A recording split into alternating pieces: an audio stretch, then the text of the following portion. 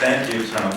One small correction. My mother was actually not born in Dargomyzhsky. Her mother was, and she lived there at one time, and we're going to visit there this coming June, as a matter of fact. She lived in many places. Leonard was the city that she felt was most of her home before she came here in 1935.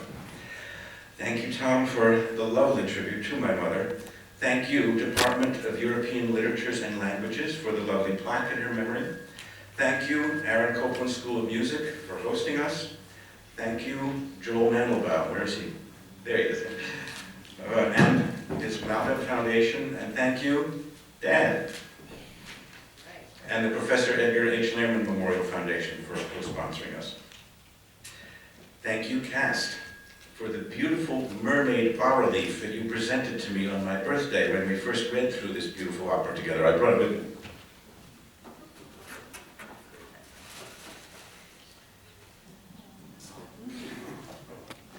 Isn't that gorgeous?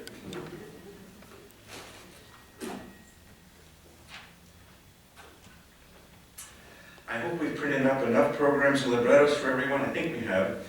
Please turn off your cell phones. And please, no flash photography. I turned mine off too. We are videotaping this work, as it hasn't been seen in America since Rusalka sang it here in 1922. And although it's been a repertory item in Russia for 150 years, except for some excerpts, which we did in France in the nude, it's never been done anywhere in any language but Russian, except for one production we just read about in Jerusalem in Hebrew in 1926. The genesis of this production goes back to 1979, when the Bel Canto Opera Company, whose prima donna was Mary Lynn Bird, Tom Bird's wife, commissioned me and my mother to write the first English translation of A Life for the Tsar, the first opera by Russia's first great composer, Mikhail Glinka. Alexander Dargomyzhsky was the second great Russian composer, and Rusalka was the best and most beloved of his three operas.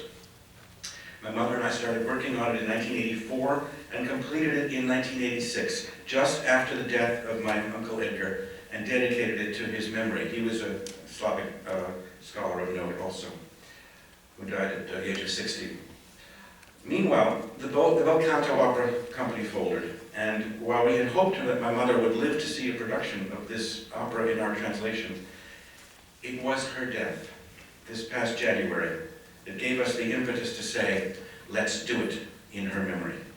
And so we are here today, hoping to inspire another company to give the work a full production with the full staging and full orchestra that it deserves. My wife, Aline, and I have been very pleased to have been invited to perform here at Queen's College many times, e.g. a musical portrait of Emma Goldman in 1990, Songs of Love, and my Chekhov opera, The Birthday of the Bank, in 1999 in conjunction with Tom's apartment, at the invitation of the late beloved David Cohen and his colleague, the late Bill Green, and the Friends of the Queen's College Library.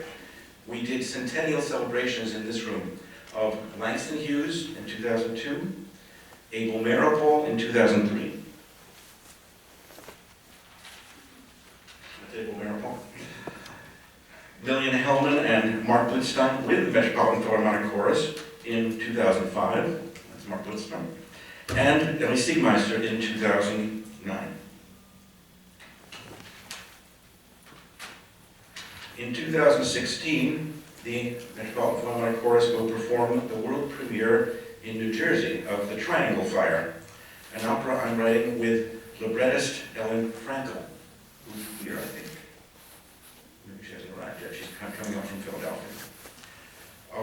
We're also hoping to bring that work to New York and to Long Island in 2017.